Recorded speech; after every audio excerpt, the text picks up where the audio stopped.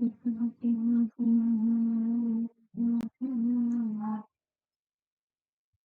Everyone, very welcome to our channel online GS by Diwakar and this is Satyam Parmar. स्वागत है आप सभी का आपके अपने YouTube channel online GS by Diwakar पर।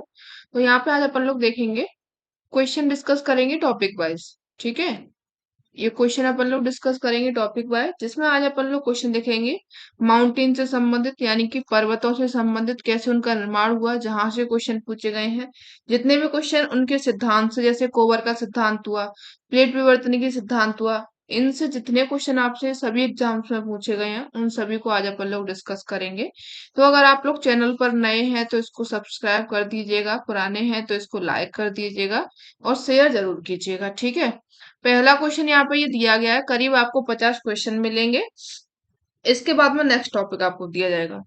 पहला क्वेश्चन यहाँ पे, निम्नलिखित में से कौन से विद्वान गण भूसन्नति संकल्पना से संबंधित हैं? डेविस एवं पेंक हो जाएगा, बुलरिज एवं मोर्गन है, हॉल एंड डाना हो जाएंगे, या फिर बुलरिज और लेपिकन है। कौन इसमें भूसन्नति से संबंधित हो जाएंगे, इसमें आप लोगों को आंसर बताना है। क्या आंसर इसका करेक्ट हो जाएगा? तो देखिए यहाँ पर जो सही आंसर हो जाएगा, ये आप लोगों का हॉल एंड डाना हो जाएगा, जो कि किससे संबंधित हो जाएंगे? भूसन्नति से संबंधित हो जाएंगे। ठीक है, सबसे पहला प्रयास किसने किया था? हॉल एंड डाना के द्वारा ही किया गया था। चलिए आगे बढ़ते हैं। लेकिन इससे पहले आप लोग भूसन्नति से संबंधित कई सिद्धांत ऐसे आए थे जिनके बारे में आप लोगों से पूछा जाता है, उनको भी आप लोग याद कर लीजिए। जैसे कि पर्वत निर्माण भूसन्नति सिद्धांत, पर्वत निर्माणक भूसन्नति सिद्धांत। ठीक है, ये किसके द्वारा दिया गया था? ये कोबर के द्वारा दिया गया था, जिसमें आप लोग क्रेटोजन और रेनकेटन पढ़ते हो, ये कोबर के द्वारा दिया गया था। एक है आप लोगों का तापीय संकुचन सिद्धांत,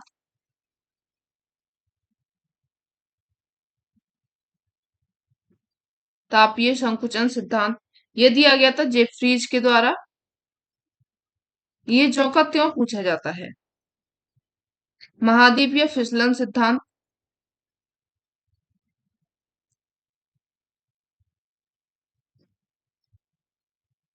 फिसलन सिद्धांत ये दिया गया था डेली के द्वारा। फिर आता है आप लोगों का संवहन तरंग सिद्धांत।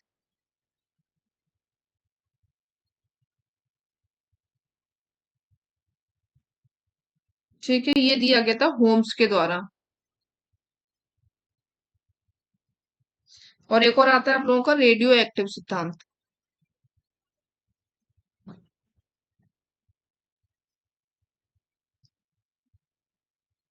ये दिया गया था जॉली के द्वारा। ठीक है, इस सिद्धांत के अलावा आप लोग इन सभी सिद्धांतों को याद रखिएगा। यहाँ से ज्यो का त्यों क्वेश्चन आप लोगों से पूछा जाता है। उनके आपको सिद्धांत दे दिए जाएंगे, तो उनका आ, प्रतिपादक कौन है ये पूछा जाएगा, या फिर इनको दे दिया जाएगा, नाम दे दिया जाएगा, कोबर ने कौन सा सिद्धांत दिया था, जेफरीज ने कौन सा दिया था। तो इनको आप लोग याद रखिएगा। आगे बढ़ते हैं। लिफ्ट घाटी परिणाम है किसका? समबलन का, भ्रंशन का, नापे का, या फिर बलन का? तो बताइए कैसे बनती है रिफ्ट घाटी, किसका परिणाम होता है? तो यहाँ पे देखिए, जो रिफ्ट घाटी होती है, ये परिणाम किसका होता है? भ्रंशन का होता है। बी ऑप्शन आप लोगों का क्या हो जाएगा? करेक्ट हो जाएगा। इसमें क्या होता है कि कोई भाग है जो नीचे धंस जाता है, या फिर कोई भाग है जो कि ऊपर उठ जाता है बेसिन का, तो इस घाटी को आप लोग भ्रंशन घाटी कहते हैं, या फिर लिफ्ट घाटी कहते हैं, या फिर इसको ग्रावेन भी कहा जाता है। ठीक है, इसको ग्रावेन भी कहा जाता है, याद रखिएगा। चलिए आगे बढ़िए।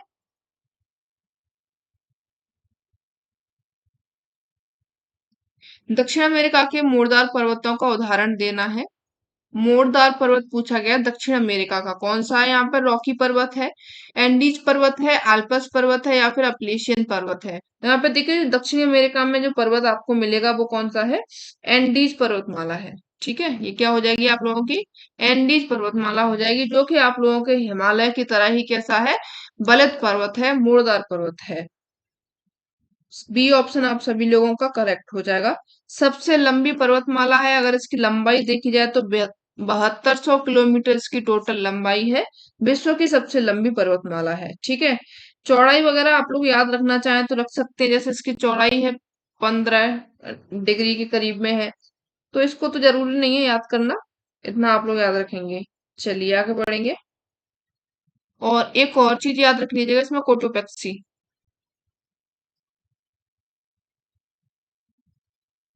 कोटोपेक्सी ये क्या है? यहाँ की सबसे ऊंची चोटी है। ठीक है, कैसी है? ऊंची चोटी है सबसे। इसको याद रखिएगा, इसकी हाइट है 6960 मीटर। 6960 मीटर इसकी हाइट है। ठीक है, चलिए आगे बढ़िए। नेक्स्ट है यहाँ पे सैन एंड्रियास भ्रंश किसका उदाहरण है? ट्रांसफॉर्म भ्रंश का, अभिसारी भ्रंश का, प्रसरित भ्रंश का, या फिर सबडक्शन भ्रंश का? तो यहाँ पे ये जो आपसे पूछा गया है किसका परिणाम होता है, तो यहाँ पे जो आपका सही ऑप्शन हो जाएगा ये कैसा हो जाएगा? प्रचलित वंश का हो जाएगा, सी ऑप्शन करेक्ट हो जाएगा। ठीक है, नहीं नहीं सॉरी, ये आपका जो मैं गलत बता रही हूँ, ये वो ट्रांसफॉर्म वंश का हो जाएगा, ए ऑप्शन करेक्ट हो जाएगा। पिछले क्वेश्चन का आंसर चल रहा है।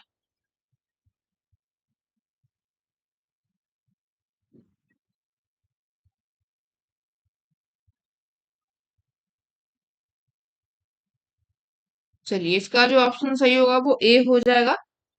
सेन एंड्रियास वंश किसका उदाहरण होता है?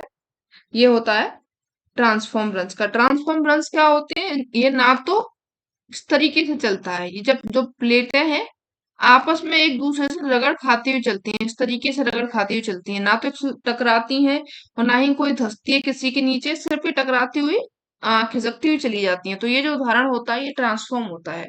तो ए ऑप्शन आप लोगों को क्या हो जाएगा? करेक्ट हो जाएगा। आगे बढ़िए। ट्रांसफॉर्म को हिंदी में कहा जाता है रूपांतर ग्रंथ। रूपांतर भ्रंश।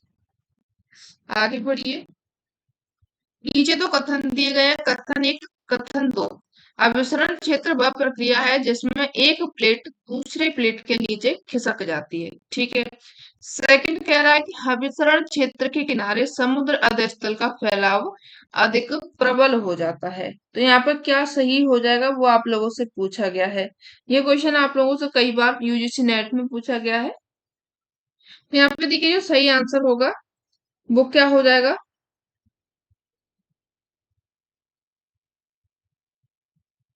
अभिसरण क्षेत्र वह प्रक्रिया होती है जिसमें एक प्लेट दूसरी प्लेट के नीचे खिसक जाती है। तो यहाँ पे अभिसरण सीमा होना चाहिए।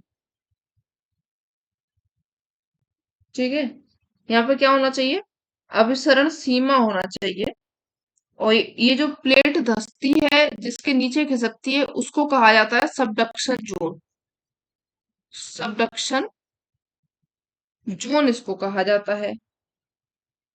ठीक है, और दूसरा ये कह रहा है अभिसरण क्षेत्र के किनारे समुद्र अधस्थल का अधिक फैलाव होता है। फैलाव नहीं होता, संकुचन होता है यहाँ पे। तो ये भी आप लोगों का ऑप्शन गलत हो रहा है। दोनों ही ऑप्शन यहाँ पे गलत दिखाई दे रहे हैं, क्योंकि जब फैलाव होता है तो वहां पे अपसरण होता है, अपसारी सीमा होती है वो। ठीक है, जो आपका ऑप्शन करेक्ट होगा वो यहाँ पे बी हो जाएगा। बी ऑप्शन आप लोगों का करेक्ट हो जाएगा। ठीक है, दोनों गलत है। आगे बढ़िए।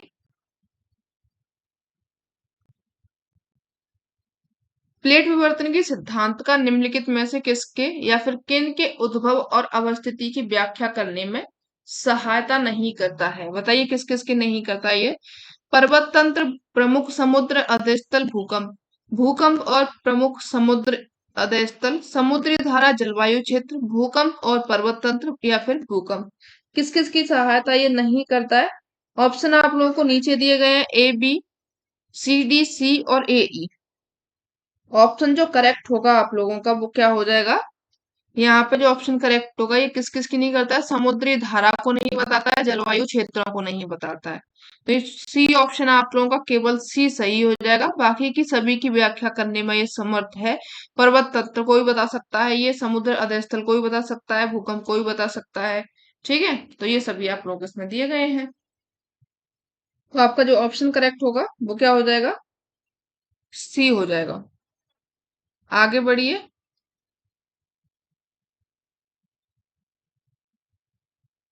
ये दिख रहा है ना आपको? चलो, सूची एक को सूची दो से मिलाना है। यहाँ पर टेक्टोनिक प्लेट दिए गए हैं, उनकी अवस्थिति दी गई है। कौन सी प्लेट कहाँ पे स्थित है, ये आप लोगों से पूछा गया है। Nazca plate, Scotia plate, Cocos plate एवं ज्वांडी फुक्का प्लेट। इसका आपको आंसर बताना है। तो देखिए जो नजका प्लेट है, ये कहाँ पे है? दक्षिण अमेरिकी प्लेट और प्रशांत प्लेटों के बीच में है। स्कॉटिया प्लेट, ये आप लोगों को देखने को मिलेगी दक्षिण अमेरिकी प्लेट के दक्षिण में। कोकोस प्लेट देखने को मिलेगी कैरेबियन और प्रशांत प्लेटों के बीच में। ज्वांडी फूका प्लेट आप लोगों को प्रशांत और उत्तरी अमेरिका की प्लेटों के बीच में देखने को मिलेगी। अगर इनका ये ऑप्शन देखा जाए, ए का सेकंड हो रहा है, बी का थर्ड हो रहा है, ठीक है, ये डी ऑप्शन आप लोगों का करेक्ट हो जाएगा। डी आंसर करेक्ट हो जाएगा, ठीक है। ये जो नजका प्लेट है, इसमें कई तरीके से क्वेश्चन इसके पूछे जाते हैं, तो यहाँ पे मैंने ऐड किए हुए हैं, आगे चल के आपको देखने को मिलेंगे। आगे बढ़िए। जावा द्वीप निम्नलिखित में से किस विवर्तनिकी प्लेट में स्थित है? यूरेशियन प्लेट में, इंडो ऑस्ट्रेलियन प्लेट में, फिलिपाइन प्लेट में या फिर प्रशांत प्लेट में? किस में है ये जावा द्वीप? आंसर कीजिए। तो यहाँ पे जो आपका सही ऑप्शन होगा, सही ऑप्शन जो होगा वो क्या हो जाएगा? यूरेशियन प्लेट में आप लोगों का क्या स्थित है? जावा द्वीप स्थित है। ए ऑप्शन करेक्ट हो जाएगा, ठीक है। यहाँ पे जो प्लेट विवर्तनिकी दिया गया है, तो इसमें जो प्लेट शब्द का सबसे पहले प्रयोग किया गया था वो किसके द्वारा किया गया था? ये किया गया था टूजो बिल्सन के द्वारा, ठीक है। टूजो बिल्सन के द्वारा इसका सबसे पहले प्रयोग किया गया था। यहाँ से भी क्वेश्चन आपसे पूछा गया है, आगे शायद ऐड इसमें किया गया है। 1967 में इसका प्रयोग किया गया था, ठीक है। 1967 में तो इसका उन्होंने जो मैकेंजी पार्कर हैं, इनके द्वारा प्रयोग किया गया था। ये शायद 1960 में किया गया था, अभी कंफर्म नहीं है, मैं बता दूंगी। आगे बढ़िए। निम्नलिखित में से कौन एक प्लेट विवर्तनिकी सिद्धांत का आधार नहीं है? पुराचुंबकत्व, सागर नितल का प्रसरण, प्रागैतिहासिक काल में वैश्विक जलवायु परिवर्तन या फिर ध्रुवों का घूर्णन? क्या यहाँ पे संबंधित नहीं होगा? तो देखिए सभी लोगों ने प्लेट विवर्तन की सिद्धांत पढ़ा हुआ है, बहुत अच्छे से पढ़ा हुआ है। तो यहाँ पे जो सही ऑप्शन हो जाएगा वो क्या हो जाएगा? ध्रुवों के घूर्णन की कोई भी बात यहाँ पे देखने को नहीं मिलती है। बाकी का पराचुंबकत्व का देखने को मिलता है, सागर नितल प्रसरण का देखने को मिलता है, प्रागैतिहासिक काल में वैश्विक जलवायु जो परिवर्तन हुए हैं उनका भी आप लोगों को देखने को मिलता है, जैसे लैमिंग जंतु वगैरह के आप लोगों ने पढ़ा होगा। इन सभी का उपयोग मिलता है, लेकिन ध्रुवों के घूर्णन का नहीं मिलता है। तो आपका जो ऑप्शन करेक्ट होगा वो डी हो जाएगा। डी ही आंसर हो जाएगा। आगे बढ़िए।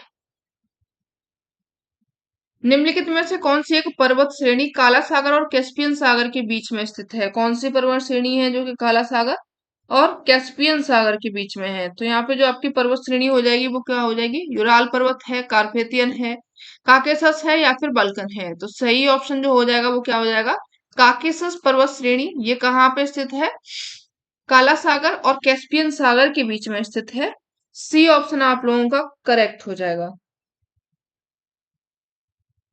और ये कैसी पर्वत श्रेणी है? ये है बलित, ठीक है। नवीन बलित बोल सकते हैं, बलित पर्वत बोल सकते हैं, तो याद रखिएगा। और इसका सबसे ऊंचा शिखर भी आप लोग याद रखिएगा काकेशस का, ये कौन सा है? ये माउंट एल्ब्रुस, ठीक है। ये पूछा गया इसलिए बता रहे हैं। माउंट एल्ब्रुस है, इसकी हाइट अगर देखी जाए 5642 मीटर है, ठीक है, इसको याद रखिएगा। चलिए आगे बढ़िए। और ये है कहाँ पे? ये यूरोप में स्थित है। एक प्लेट की दूसरी प्लेट के नीचे खिसकने की प्रक्रिया को कहा जाता है अभिवहन, अवनयन, अभिसरण या फिर संवहन? क्या कहा जाता है इसको? तो आपका जो सही आंसर हो जाएगा, एक प्लेट है जो कि दूसरे के नीचे खिसक रही है, धंसती है, जहां पर भूपर्पटी नष्ट होती है, ये सीमा होती है जो अभिसरण कहलाती है। लेकिन यहाँ पे जो दिया गया एक प्लेट का दूसरी प्लेट के नीचे खिसकने की प्रक्रिया पूछी गई है, वो क्षेत्र नहीं पूछा गया है। तो यहाँ पे आप लोगों का ये क्षेत्र क्या हो जाएगा? अवनयन हो जाएगा, ठीक है। ये अगर क्षेत्र पूछता तो वो आपका क्या होता? अभिसरण क्षेत्र होता। लेकिन ये प्रक्रिया पूछी गई है नीचे खिसकने की प्रक्रिया, ये जो नीचे जा रही है ये वाली प्रक्रिया क्या होती है? तो ये होती है अवनयन, ठीक है। यहीं पे थोड़ा सा घुमाना पड़ता है, मतलब ये लोग घुमा देते हैं हम लोगों को, तो हम लोग क्या लगाते हैं? अभिसरण लगाते हैं। यहाँ पे जो सही ऑप्शन होगा वो क्या हो जाएगा? अवनयन हो जाएगा। चलिए आगे बढ़े।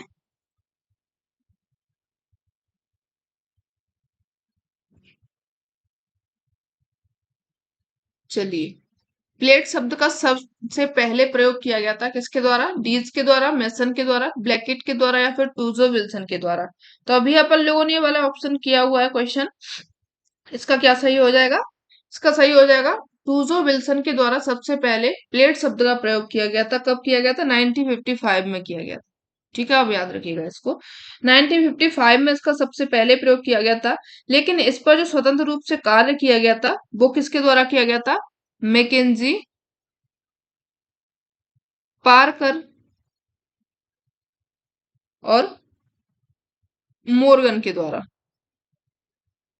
ठीक है, ये किसका, इनका कार्य किया हुआ था किस पर? प्लेट विवर्तनिकी के ऊपर। अवधारणा इन्होंने प्रस्तुत की थी, जिसमें उन्होंने कहा था कि जो मुख्य प्लेटें हैं वो 7 हैं और तथा कुछ अन्य छोटी प्लेटें हैं जिनके द्वारा आ, ये जो आपका स्थल मंडल है ये बना हुआ है। ठीक है, चलिए आगे बढ़ते हैं। भू अवनति के चारों ओर से घेरने वाले दृढ़ भूखंड को कोबर के द्वारा नाम दिया गया था। क्या नाम दिया गया था? ओरोजन, ओरोजन दिया गया था या फिर प्राइमरम्प दिया गया था, श्वासेनबर्ग दिया गया था या फिर क्रेटोजन दिया गया था। अभी हालात, ठीक है, क्या नाम दिया गया था ये आप लोगों से पूछा गया है। ओरोजन है, प्राइमरम्प है, श्वासेनबर्ग या फिर क्रेटोजन।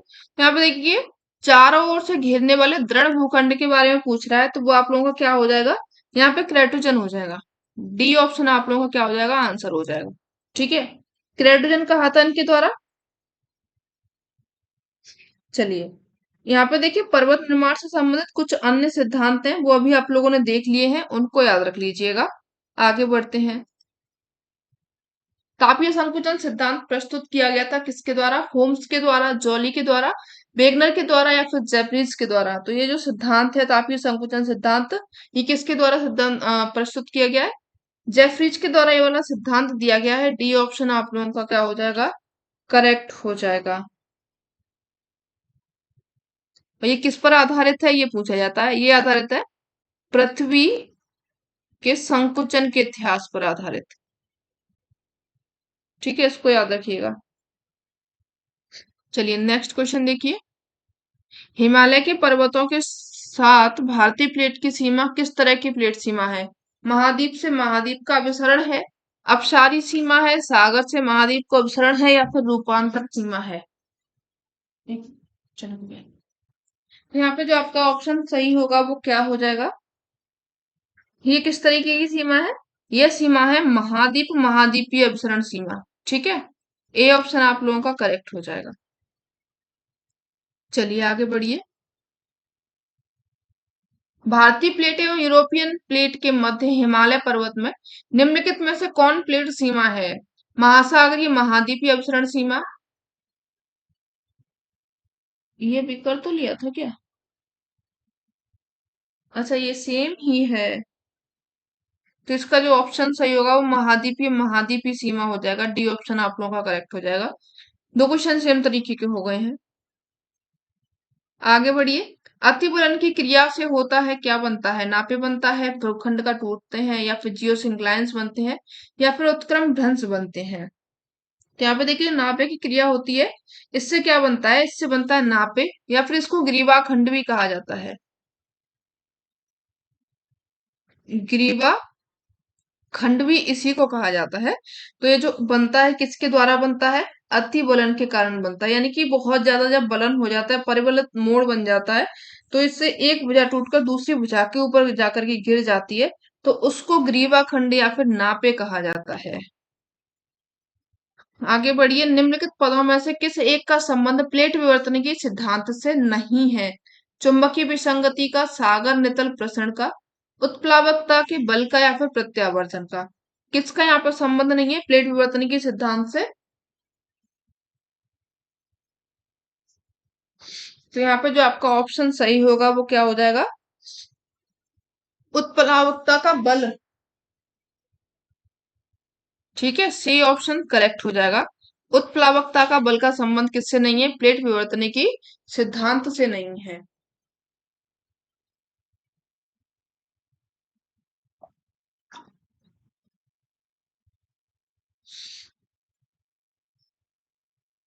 चलिए आगे बढ़े।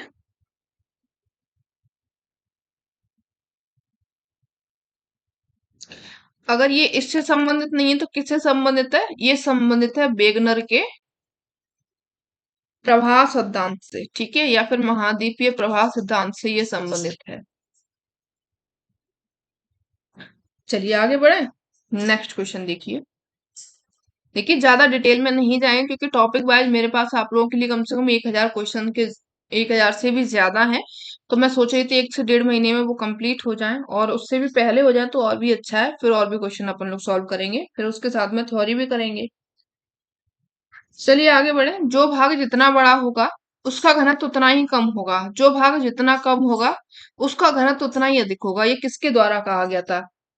प्राट के द्वारा, डेटन के द्वारा, जॉर्ज एयरी के द्वारा, या फिर हेफोर्ड के द्वारा? तो ये देखिए इनका कहना ये था कि जैसे कोई भाग है जिसका इतना पार्ट ऊपर है और ये भाग इतना नीचे है, तो इसका जो घनत्व होगा वो इसका ज्यादा होगा और इसका क्या होगा? कम होगा। ये किसका द्वारा कहा गया था? ये कहा गया था प्राट के द्वारा।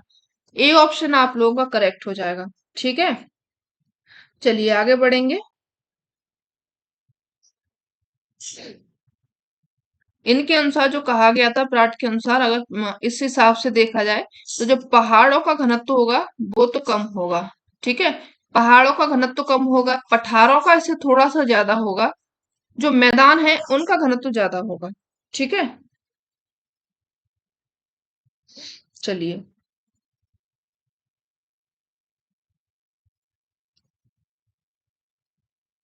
निम्नलिखित में से कौन से पुराने बलित पर्वत हैं? रॉकीज, एंडीज, अरावली, या फिर हिमालय? तो देखिए यहाँ पे सबसे ज्यादा जो पुराना बलित पर्वत हो जाएगा वो कौन सा हो जाएगा?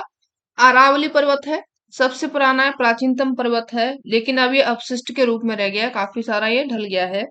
और ये कब हुआ, कब बना था, इसका निर्माण कब हुआ था? कैम्ब्रियन युग में हुआ था, ये याद रखिएगा। कैम्ब्रियन युग में। ठीक है, ये कैसा है? बलित पर्वत है, मोरदार पर्वत है, काफी लंबी श्रृंखला है, इसको याद रखिएगा। चलिए, लेकिन अपवर्तन होने के कारण ये कैसी रह गई है? अवशिष्ट के रूप में रह गई है।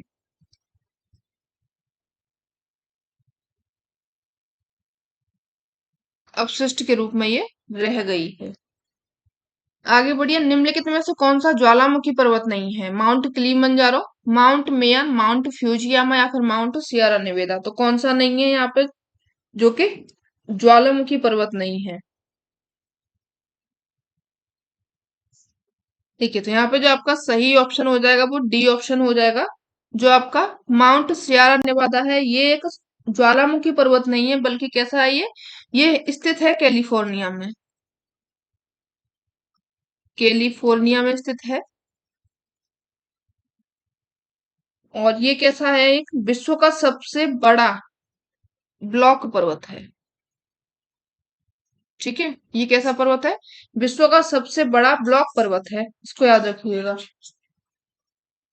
ठीक है, अब देखिए यहाँ पे कुछ ज्वालामुखी पर्वत दिए गए हैं, उनको भी याद रख लीजिए, यहाँ से क्वेश्चन पूछे जाते हैं। जैसे कि आप लोगों का एक तो माउंट किलिमंजारो हो गया, माउंट मेयान हो जाएगा। ये माउंट किलिमंजारो कहाँ पे है? ये तंजानिया में है।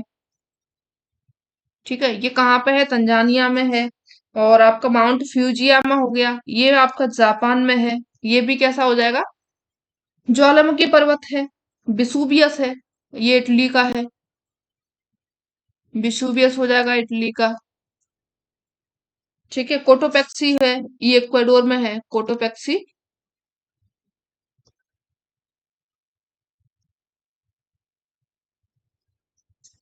इक्वाडोर में है।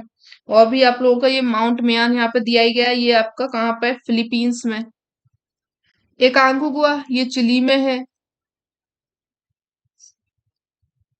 ये सभी आप लोगों के कैसे पर्वत हो जाएंगे? ज्वालामुखी पर्वत हो जाएंगे।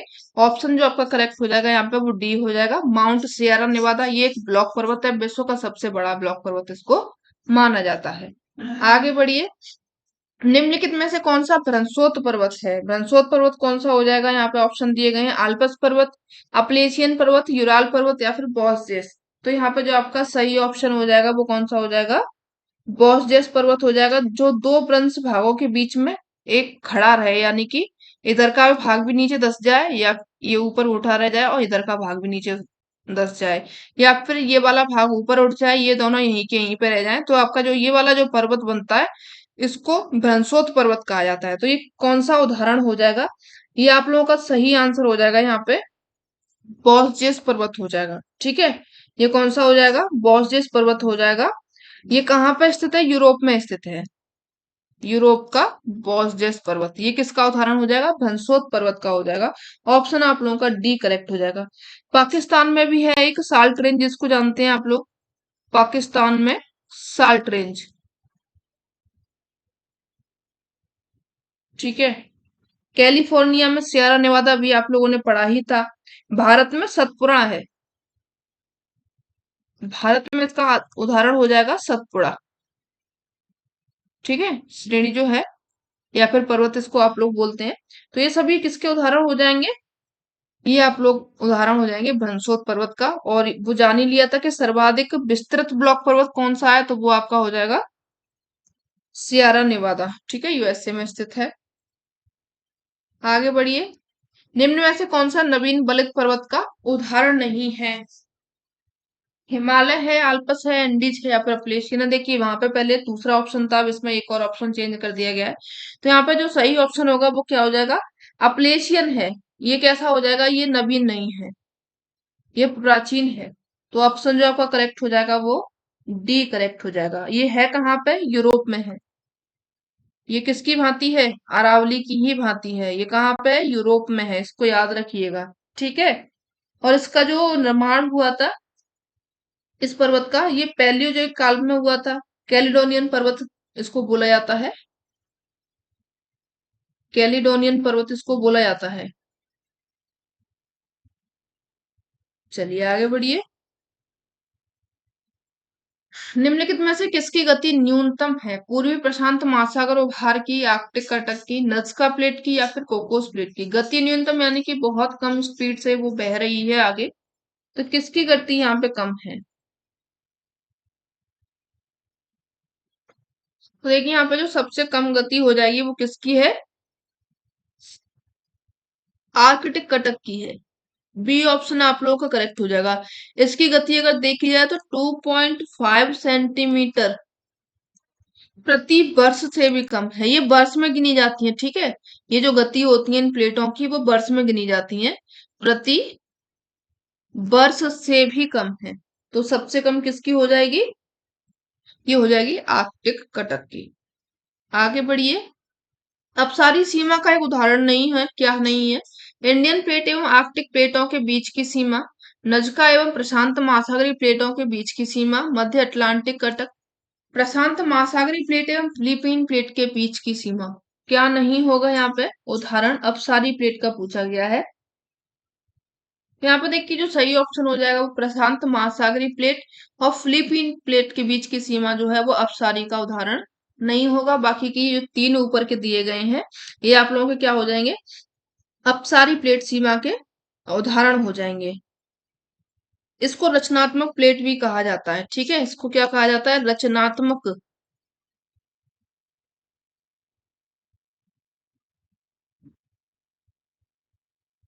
रचनात्मक प्लेट सीमा भी इसको कहा जाता है, इसको आप लोग याद रखिएगा। ठीक है, इसमें क्या होता है? एक प्लेट दूसरी प्लेट से बाहर जाती है, यानी कि दूर जाती है। इस तरीके से एक इधर जा रही है, एक इधर जा रही है।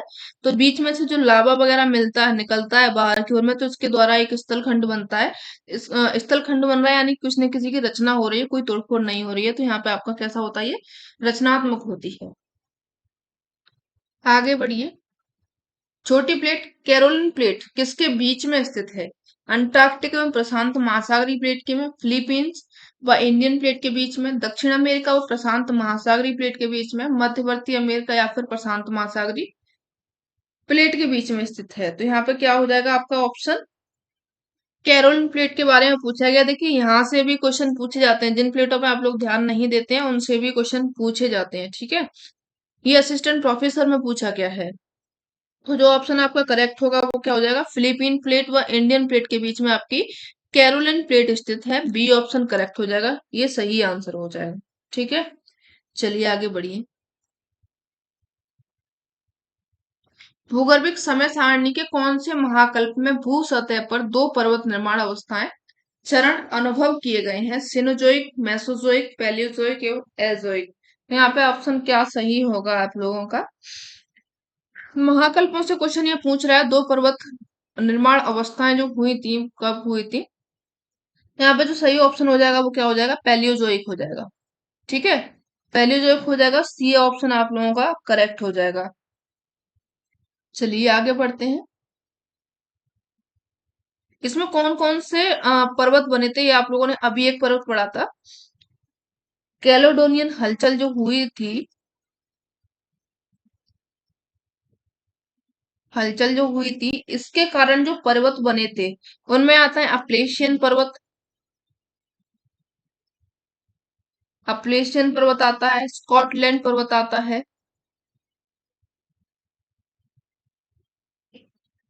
और भी आप लोगों का स्कैंडिनेविया पर्वत आता है। ठीक है, ये पर्वत आप लोगों के बने थे पैलियोजोइक टाइम में, या फिर इनको कैलोडोनियन हलचल पर्वत भी कहा जाता है, तो याद रखिएगा इनको। आगे बढ़िए। बेन्यू ऑफ जोन किस प्रकार के प्लेटों का अ, सहारे पाई जाती है? किसके सहारे पाई जाता है ये? रचनात्मक प्लेटों के सहारे, विनाशात्मक प्लेटों के सहारे, संरक्षी प्लेट के सहारे, या फिर इनमें से कोई नहीं? तो देखिए, जो बेन्यू ऑफ जोन है कब बनता है ये आपसे पूछा गया है।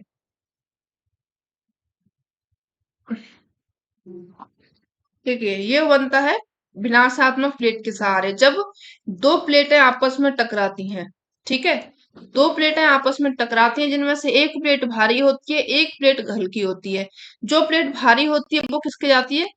हल्की प्लेट के नीचे जाती है। तो यहाँ पे क्या होता है? कुछ ना कुछ नुकसान होता है। यहाँ पे जो नुकसान होता है जब प्लेटें पिघलती हैं, यहाँ पे जो जोन बनता है इसको कहा जाता है बेन्यू जोन, इसको कहा जाता है।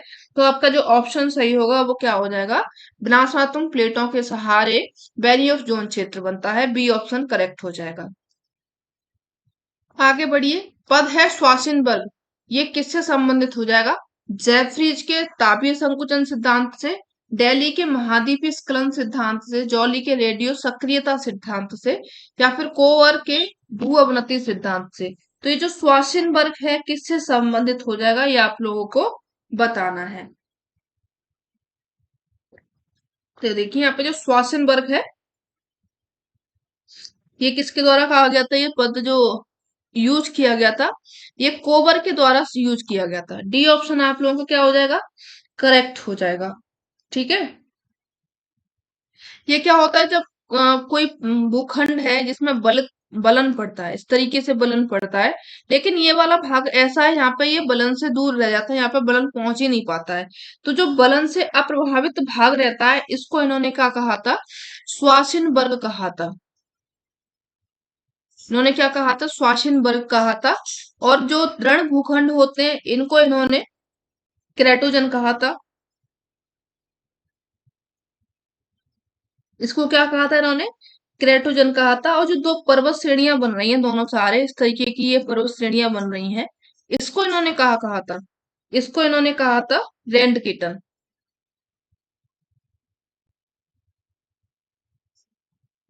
ठीक है, ये याद रखिए। चलिए आगे बढ़ते हैं। माउंट सेंट हेलेंस विश्व के किस भाग में अवस्थित है? संयुक्त राज्य अमेरिका में, जावा सागर में, अंडमान सागर में, या फिर एशियन सागर में? तो ये कहाँ पे है सेंट हेलेंस? ये स्थित है आप लोगों के संयुक्त राज्य अमेरिका में स्थित है। ए ऑप्शन करेक्ट हो जाएगा। सेंट हेलेंस कहाँ पे है? संयुक्त राज्य अमेरिका में है। डायरेक्ट आप लोगों से पूछा गया है। ठीक है, चलिए आगे बढ़ते हैं। देखिए, माउंट की अगर बात कर रहे हैं संयुक्त राज्य अमेरिका में, तो और कौन कौन से इसके अलावा आपको देखने को मिलेंगे? तो वो आप लोगों का हो जाएगा अलास्का रेंज, अलास्का रेंज हो जाएगा, रॉकी, अपलेशियन पर्वत,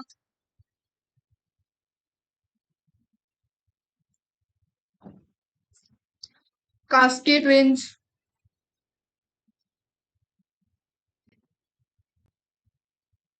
सियारा मांद्रे, या फिर सियारा नेवादा है। तो ये आप लोगों के किस में हो जाएंगे? संयुक्त राज्य अमेरिका में पाए जाने वाले पर्वत हो जाएंगे। आगे बढ़िए। प्लेट विवर्तन के सिद्धांत के अनुसार द्वीपीय चापों तथा द्वीपीय तोरणों का निर्माण परिणाम है किसका है? महाद्वीपी महाद्वीपी प्लेट के अपसरण का, महाद्वीपी महाद्वीपी प्लेट के अपसरण का, महासागरीय है ये। ठीक है, इसमें क्या होगा? महासागरीय होगा। अब सारी प्लेट की सीमाओं का महाद्वीप महासागरीय और महासागरीय प्लेट के अपसरण का क्या ऑप्शन यहाँ पे सही होगा वो आपको बताना है। तो यहाँ पे देखिए ये जो द्वीपीय तोरण बनते हैं ये किसके कारण बनते हैं, ये बनते हैं महासागरीय और महासागरीय प्लेटों का जब अपसरण होता है, प्लेटें टकराती हैं, तो जो अधिक घनत्व वाली प्लेट होती है उसका क्षेपण होता है, यानी कि वो नीचे चली जाती हैं। जो ज्वालामुखी होती है, गर्त होता है, वहां से ज्वालामुखी का उद्गार होता है, इस निर्माण होता है, इसके कारण आप लोगों के द्वीपीय तोरण बनते हैं। ठीक है, डी ऑप्शन आप लोगों का करेक्ट हो जाएगा। आगे बढ़िए। सेन एंड्रियास वंश निम्नलिखित में से किसका द्योतक है? बेनियोफ जोन का पट्टिका प्लेट का रचनात्मक मार्जिन, पट्टिका प्लेट का विध्वंसक मार्जिन, पट्टिका प्लेट का कंजर्वेटिव मार्जिन। तो क्या हो जाएगा इसका आंसर? अभी अपन लोगों ने पढ़ा था, ये कंजर्वेटिव हो जाएगा। डी ऑप्शन करेक्ट हो जाएगा। ठीक है, डी आंसर यहाँ पे क्या हो जाएगा? करेक्ट हो जाएगा। किस तरीके से आप लोगों ने अभी पढ़ा हुआ है संरक्षित प्लेट के बारे में। प्लेट है ना तो एक दूसरे से टकरा रही है, ना एक दूसरे के नीचे धस रही है, सिर्फ थोड़ी सी टच करती हुई, खिसकती हुई, रगड़ खाती हुई आप आर पार हो रही है। तो ये जो उदाहरण होता है ये कंजर्वेटिव मार्जिन हो जाएगा, रूपांतरण भ्रंश हो जाएगा। ठीक है, आगे बढ़ते हैं। ना ही यहाँ पे कोई विनाश होता है, ना ही यहाँ पे कोई अन्य स्थलाकृति बनती है। स्थलमंडलीय पट्टिकाओं के रचनात्मक उपांत को निम्नलिखित में से किसके द्वारा अभिव्यक्त किया जाता है? किसके द्वारा किया जाता है? यूराल पर्वत को, मारियाना खाई को, सिंधु गंगा के मैदान को, मध्य अटलांटिक कटक को। रचनात्मक उपांत के रूप में पूछा रहा है ये। तो जो आपका ऑप्शन सही हो जाएगा वो क्या हो जाएगा? मध्य अटलांटिक कटक है, ये आप लोगों ने पढ़ा है इसके बारे में। ठीक है, कटक है वो, इसका क्या हो रहा है, एक जो प्लेटें हैं वो एक दूसरे से दूर जा रही हैं, जिसके कारण इसका जो ज्वालामुखी पदार्थ है वो ऊपर की ओर में निकल रहा है, और इससे क्या बन रहा है, ये कटक बन रहा है। आगे बढ़िए। क्षतिपूर्ति तल की संकल्पना किसके द्वारा दी गई थी?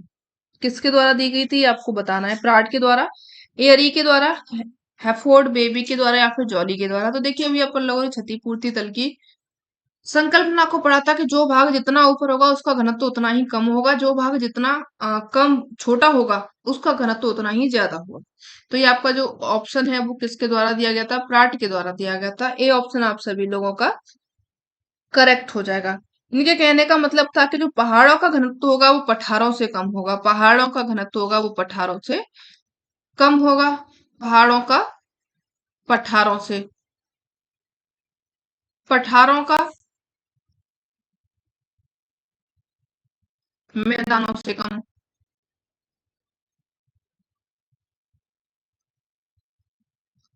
मैदानों से कम होगा। ठीक है, और मैदानों का कम होगा समुद्र स्थल से। सॉरी यहाँ पे, अरे यार क्या हो रहा है, मैदानों का कम होगा किससे? समुद्र तल से।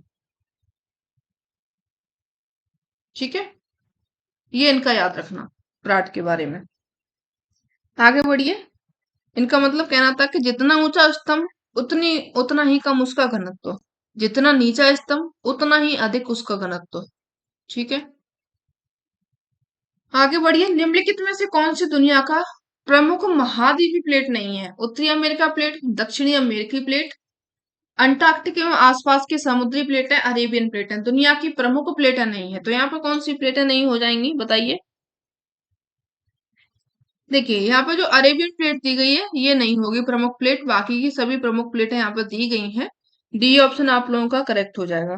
प्रमुख प्लेट है यहाँ पर, मुख्य प्लेटों में आप लोग गिनते हैं जैसे कि इंडियन प्लेट हो जाएगी, अफ्रीकी प्लेट हो जाएगी, दक्षिण अमेरिकन प्लेट है, अंटार्कटिक प्लेट हो जाएगी, प्रशांत प्लेट है, उत्तरी अमेरिकन प्लेट हो जाएगी, और यूरेशियन प्लेट है। मुख्य प्लेटों में आप लोग टोटल 7 को रखते हैं। ठीक है, टोटल आप लोग 7 प्लेटों को गिनते हैं जो मैंने अभी आप लोगों को नाम बताए हैं। आगे बढ़िए। संयुक्त राज्य अमेरिका का सियारा नेवादा पर्वत किसका उदाहरण है? देखिए कितनी बार आपका ये क्वेश्चन रिपीट हुआ है, तो ये उदाहरण किसका हो जाएगा? ब्लॉक पर्वत का हो जाएगा। ए ऑप्शन आप लोगों का करेक्ट हो जाएगा। ज्यादा इसमें नहीं जाएंगे, आगे बढ़ते हैं। अंडोरा यूरोप का एक छोटा देश किस पर्वत पर स्थित है? किस पर स्थित है ये? पिरेनीज पर्वत पर, तात्रा पर्वत पर, सियारा नेवादा पर्वत पर, या फिर जूरा पर्वत पर? बताइए किस पर स्थित है। तो यहाँ पे जो आप लोगों का ऑप्शन करेक्ट हो जाएगा वो क्या हो जाएगा बताइए। देखिए जो आपका अंडोरा है ये क्षेत्र स्थित है पेरेनीज पर्वत पर। ए ऑप्शन आप लोगों का करेक्ट हो जाएगा। ये जो पेरेनीज पर्वत है ये कहाँ पे है, ये स्थित है फ्रांस और स्पेन के पर्वतीय क्षेत्र हैं। ठीक है, इसको याद रखिएगा। चलो आगे बढ़ते हैं। देखिए फिर से आपको नस्का प्लेट से क्वेश्चन पूछा गया, यहाँ से बहुत क्वेश्चन आप लोगों से पूछे जाते हैं। हर एग्जाम में आपको एक क्वेश्चन तो यहाँ से देखने को ही मिलेगा, एक से दो क्वेश्चन जरूर जरूर मिलेंगे। नस्का प्लेट दक्षिण अमेरिका के पश्चिमी भाग में स्थित है, दक्षिण अमेरिका के पूर्वी भाग में है, अमेरिका के पूरब में है, या फिर उत्तरी अमेरिका के पश्चिम में है। तो ये कहाँ पे है, ये जा रही है दक्षिण अमेरिका के पश्चिम में। ए ऑप्शन आप लोगों का करेक्ट हो जाएगा। ठीक है, आगे बढ़िए। निम्नलिखित में से कौन सी प्लेट दक्षिणी अमेरिकी प्लेट के साथ में एंडीज पर्वतों के निर्माण हेतु उत्तरदायी है, कैरिबियन प्लेट है, कोकोस प्लेट है, नजका प्लेट या फिर स्कॉसिया प्लेट। कौन सी है जो कि एंडीज पर्वतों के निर्माण के लिए उत्तरदायी हो जाएगी, जिसके कारण आप लोगों का एंडीज पर्वत बना है। तो यहाँ पे कौन सी प्लेट है ये भी नजका प्लेट हो जाएगी। ठीक है, सी ऑप्शन आप लोगों का करेक्ट हो जाएगा। आगे बढ़िए। दो समांतर भ्रंशों के बीच धसे हुए भाग को कहा जाता है क्या, कंदरा, यू आकार की घाटी, बी आकार की घाटी या फिर भ्रंश घाटी। जो दो ना भ्रंश हैं इनके बीच में कोई भी भाग धस गया इस तरीके से तो इसको क्या कहा जाता है, इसको भ्रंश घाटी कहा जाता है, रिफ्ट वैली कहा जाता है। डी ऑप्शन आप लोगों का करेक्ट हो जाएगा।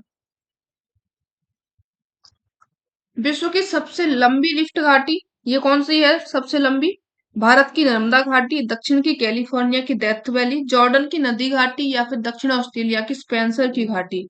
तो यहाँ पे जो दी गई है सबसे लंबी घाटी वो कौन सी हो जाएगी, वो हो जाएगी आप लोगों की जॉर्डन नदी की घाटी। ठीक है, सी ऑप्शन आप लोगों का क्या हो जाएगा, करेक्ट हो जाएगा। चलिए आगे बढ़ेंगे।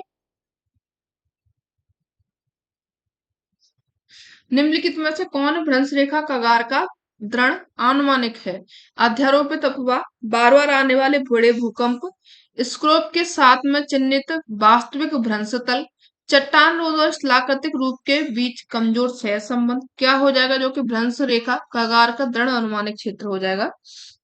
तो यहाँ पे आपका जो सही ऑप्शन हो जाएगा, यहाँ पे चट्टाने रोध होंगी, यानी कि जो कठोर चट्टाने होंगी स्थलाकृतिक रूप से, बीच में कमजोर सहसंबंध होगा। डी ऑप्शन आप लोगों का करेक्ट हो जाएगा।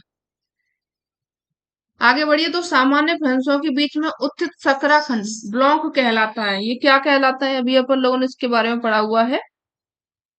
इसको क्या कहा जाता है, ग्राबेन है, हॉस्ट है, या फिर एक नताक्ष यानी कि मोनोक्लाइन है, अपनति है। तो यहाँ पे जो आपका सही ऑप्शन हो जाएगा, इसको हॉस्ट कहा जाता है। दो भ्रंशों के बीच में एक सकरा खंड होता है, उसको कहा जाता है हॉस्ट पर्वत। ठीक है, बी ऑप्शन आप लोगों का करेक्ट हो जाएगा। जैसे आप लोगों का ब्लैक फॉरेस्ट है और जो आपका ओडेनवाल्ड पर्वत है, ये किसके उदाहरण हो जाएंगे, ये हॉस्ट पर्वत के उदाहरण हो जाएंगे।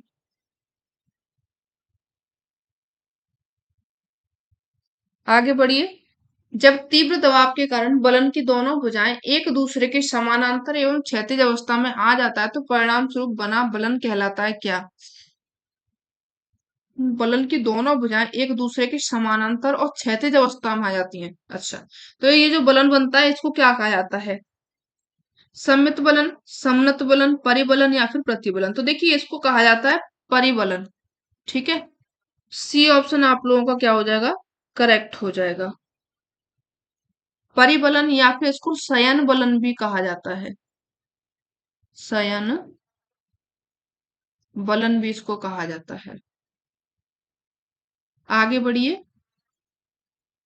यदि किसी वलय में दोनों किनारे समानांतर होने के साथ में एक दूसरे के क्षैतिज भी हों तो यह किस प्रकार के बलन के उदाहरण होगा, समनति बलन का, शयान बलन का, विव्रत बलन का या फिर संवृत बलन का। किसका उदाहरण होगा ये, देखिए ये किसका होगा, ये श्यान बलन का होगा, जिसके बारे में अभी अपन लोगों ने परिबलन को पढ़ा था। यही क्या इसका उदाहरण हो जाएगा, श्यान बलन भी वही होता है। ठीक है,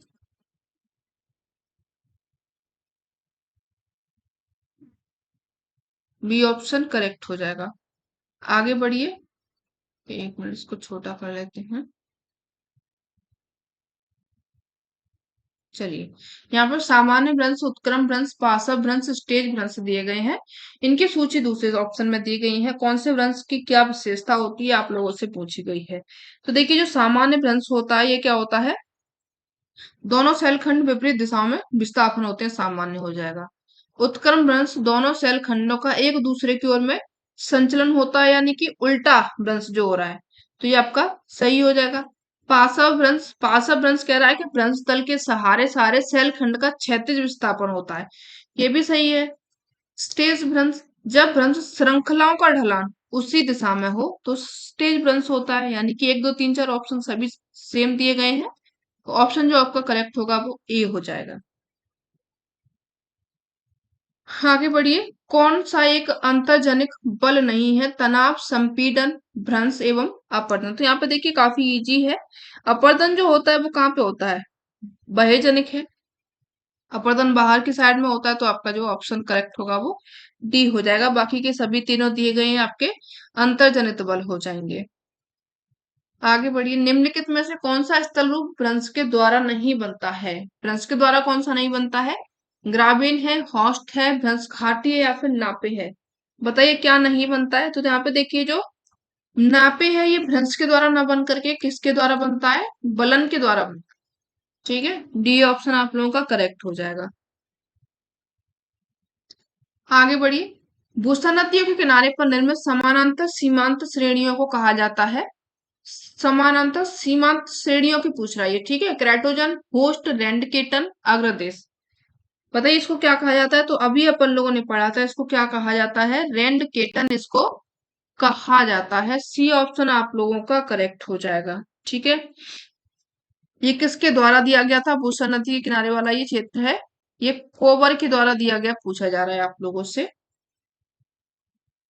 चलिए, आज का लास्ट क्वेश्चन। निम्नलिखित पर्वतों में से किसका निर्माण एक महासागरीय और एक महादेशीय पट्टिका के अभिसरण से हुआ है। यूराल पर्वत का, आल्पस का, एंडीज का या फिर अपलेशियन का। तो यहाँ पे जो सही ऑप्शन हो जाएगा वो क्या हो जाएगा, एंडीज पर्वत का निर्माण जो हुआ है एक महासागरीय और महादेशीय पट्टिका के या फिर प्लेट के अभिसरण से हुआ है। तो आपका जो ऑप्शन हो जाएगा वो सी हो जाएगा। ये एक कैसा पर्वत है, बलित पर्वत है, नवीन बलित पर्वत है।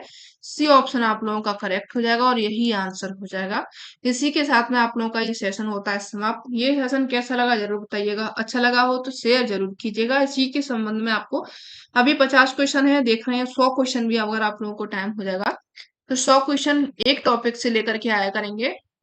आप लोग बने रहिएगा इस चैनल पर। मिलते हैं नेक्स्ट सेशन में, तब तक के लिए धन्यवाद। Thanks for watching.